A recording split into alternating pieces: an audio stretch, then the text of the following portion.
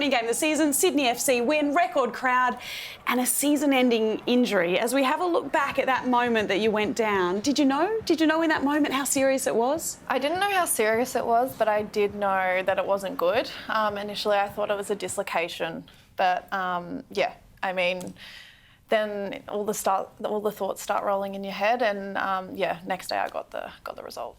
Yeah, and ACL are like the three letters that no one in women's sport ever wants to hear, and we hear them way too often.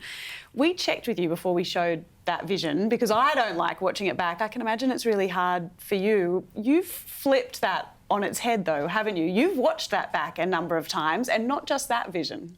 Yeah, I've watched it back multiple times. I think mainly just to see, did I plant differently to normal? What was it about that time? It's just so many different case scenarios rolling through my head. And then, yeah, I watched multiple others too. You're an occupational therapist, so you do rehab programs for a living. Has that given you a real insight into, I guess, what is to come, but also what your patients go through? Massively. I think I've said to every patient I've seen so far, I have a huge amount of empathy that I've grown from this experience. But also it was very helpful because I had all the resources at my doorstep. Like my friend, she came and dropped in a shower chair and an over toilet aid for me. So it made that first week of post-op pain a little bit more bearable.